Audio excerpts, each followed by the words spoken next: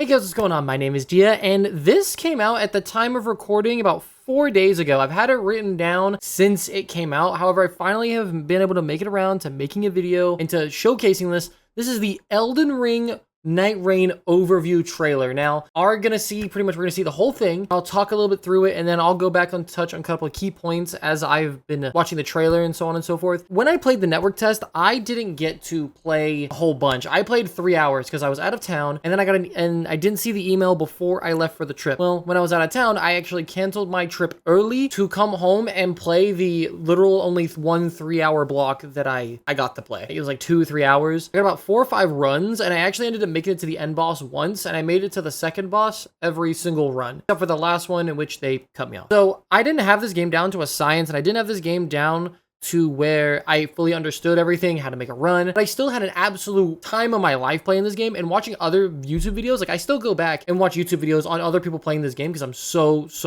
excited. You guys are also, like I said, I'm gonna leave my face cam up in the top right. And before today's video starts, if you guys do enjoy this type of content, make sure you leave a thumbs up. And also let me know if you're excited for Elden Ring NIGHTREIGN. I'm super stoked for it. And without further ado, let's get started. So, yep, there's the gargoyle, and Attack on Titan is happening. Yep, I said that before. Okay, I didn't know the Dragonkin Soldier of Noxtella would be back, so that's very nice. Elden Ring NIGHTREIGN is a co-op survival action I like the voice that she chose to use. In dangerous field with other players. I like this. It's not just someone talking. It's actually someone who, like, seems like they're in the world. One of the Nightfarers, fighting through the endless night and taking on scores of vicious foes over the span of 3 days. Okay. Oh, I don't mind that. I don't mind that. The Limveld. Once a country that thrived thanks to the power of gods, Limveld is now nearing its end. So this is like another area like Limgrave. Eroded by the night that has saturated the land. Wilder's so sick. You will be deployed to Limveld to hunt the Night Lords as a level 1 character. In your current state, you won't stand a chance against that type of overwhelming power. I mean, we only got to level, like, 10. You must gain the strength to survive by moving swiftly and skillfully. It's up to you to choose your route within the limited time you have before night falls. See, that mechanic I couldn't get to work properly, but it's still really fun to, like, watch other people use it, but I could never get the hawks to spawn. Search for treasures, weapons, and items. Infiltrate bases guarded by soldiers to gather information from hidden operational maps. Or challenge powerful enemies, wandering the land and lurking in heavily infested fortresses. Okay. To obtain equally powerful rewards. So I'll bite right here. Whether you choose to move together, I'll have to go back and talk about it, but your character's that's interesting. skills, playstyle, and traits should guide your priorities.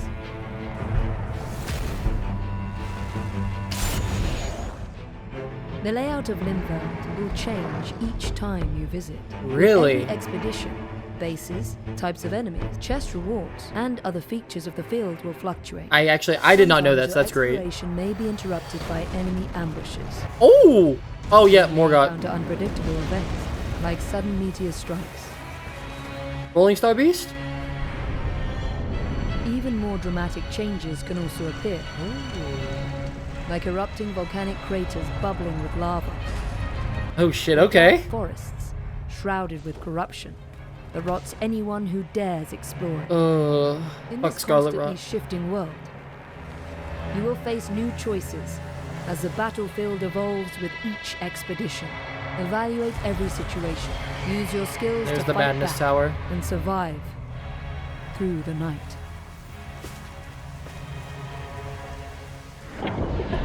Okay. Threats of the night. So I guess they're going to talk about enemies and stuff like this. So far, they've done a fantastic job. Blankets Limveld.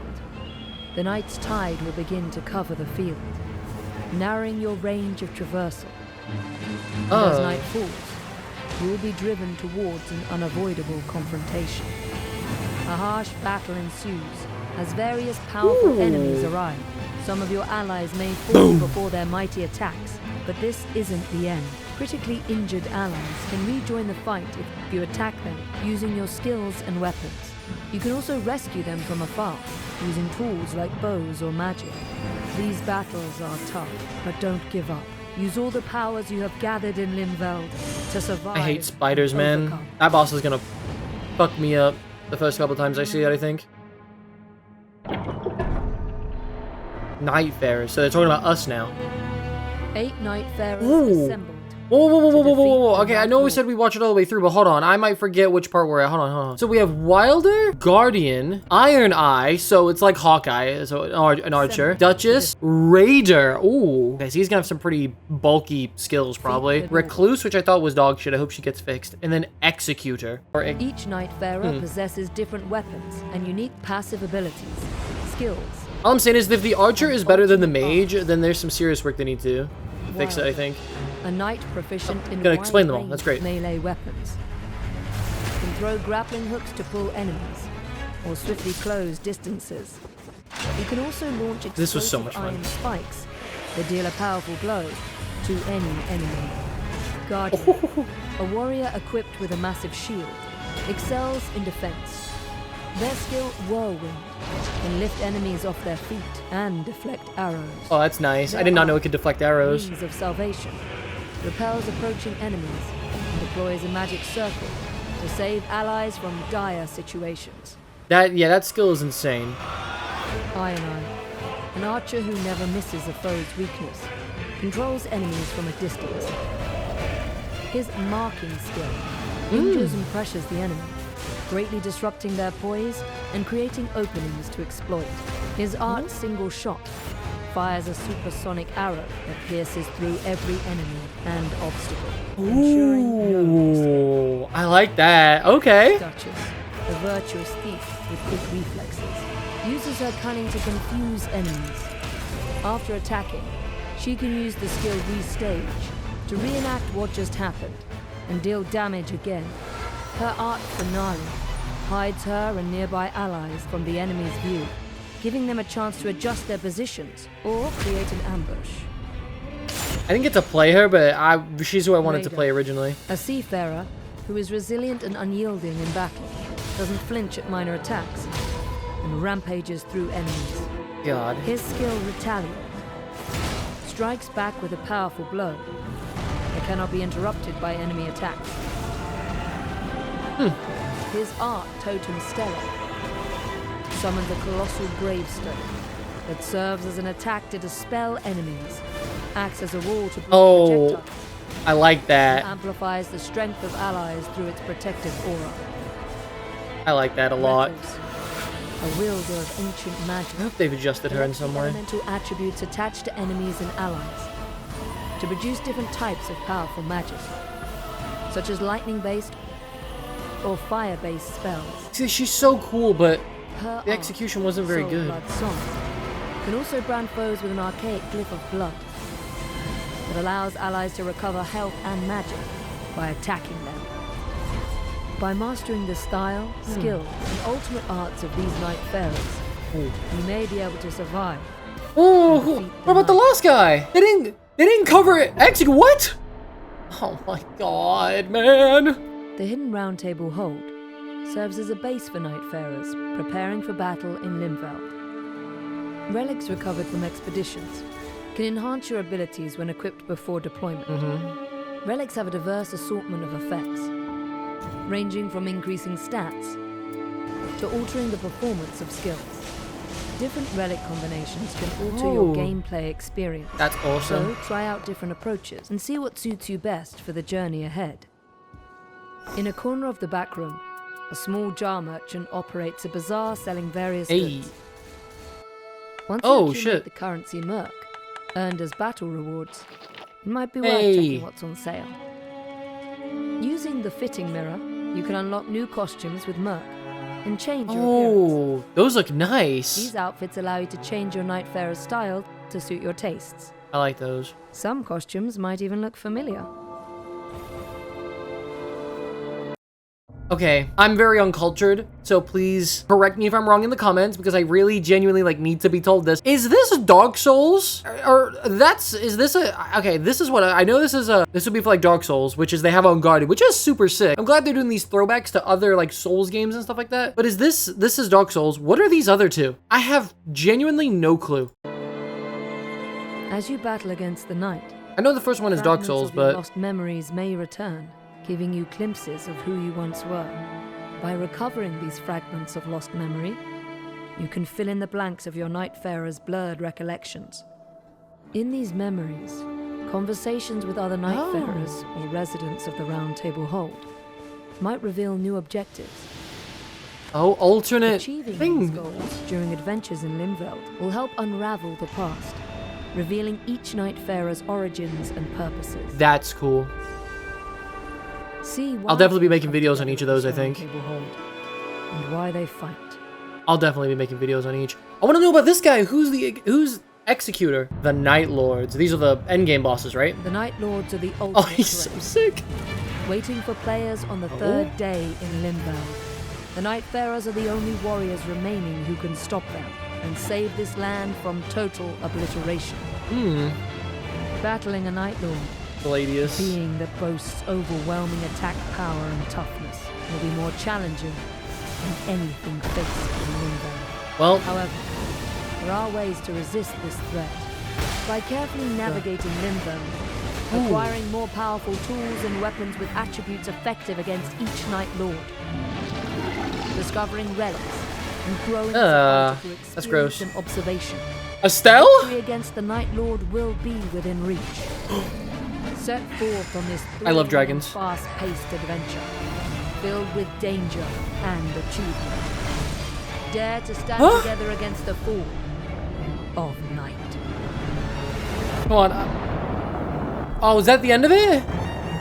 Oh my gosh, so they don't show Nameless King. I'm not gonna lie, I'm a weirdo. I'll probably end up buying this shit, like this collector's edition, because for those of you who don't know, I bought this, and I'm very happy with my purchase. Honestly, I might just do the rest of the video like this with this helmet on. I never use it, fuck it, we'll do the rest of the video like this. So I have a couple things. I'm super happy with how, like, this turned out. They did a fantastic job with the overview. They ended up going, like, using it, like, not just someone going, here in Elden Ring NIGHTREIGN, blah, blah, blah. Like, they actually have someone, like, talking like they would in that universe and stuff like that. But I do have a couple questions and some stuff I'm looking forward to. These maps that you can go into and get from base guards and stuff like that to give you what it says you can gather information from hidden operational maps. How much time do you roughly have to do this? Because if you don't have enough time to end up going down and gathering this, if this isn't in your path in order to do what you need to do you really have time to go get this? And even then, what would prompt you to want to go over and do this other than the lore aspect, which I'm going to touch on later? I'm just curious though how beneficial this hopefully is. Really beneficial and really worth doing, because when I was playing, you have I don't know how much time exactly, but to my experience, you didn't have a whole lot of time between days before you had to go fight the boss. So I'm hoping these are really worth it. I'm just really concerned that it's gonna be like, go here and get this, and it's not gonna be beneficial to the player who wants to take that extra step and do the lore and find other items. It's just gonna be like, find this, look, you found this. So hopefully it's just more than that. Okay, so here we played Wilder, Guardian, Duchess, and Recluse on release. We now have Iron Eye, which is the green archer. We have Raider, which is this guy in super unbelievably heavy armor. And then we have this guy in orange called Executor. I think they're not touching on Executor because he's going to be DLC. That is why I genuinely believe. I genuinely believe Executor is going to be DLC, that's why they're not elaborating on it. However, that being said, why show him in your overview trailer? Because they touched on Wilder, Guardian, Iron Eye, Duchess, Raider, and Recluse. They touched on 7 of them. Well, I touched on 6 of them. There's 7 available. There will be 8 total, I suppose. Why talk that? This, I really want to know about him because I liked his parry into the stab. I really liked that. And I really enjoyed that style, because after playing Kazan and learning parry timings, it's actually super rewarding over dodging all the time. The first game I've tried parrying it and I'm loving it. So if the other games have good parrying like that, then I'll definitely go back and play them. Yeah, Wilder was really fun. Guardian was, I think, a must pick. Duchess was kind of meh, and I think I was playing Recluse wrong because I said she was terrible, and it's the way they're saying how to work her is basically almost as a support mage, not a DPS mage. So not really sure how they're gonna fit that in, but hopefully she gets some type of damage adjustment or anything like that. So they showed the jar merchant, small jar bazaar, and they show that you can spend your merc or whatever it's called to get gems and such.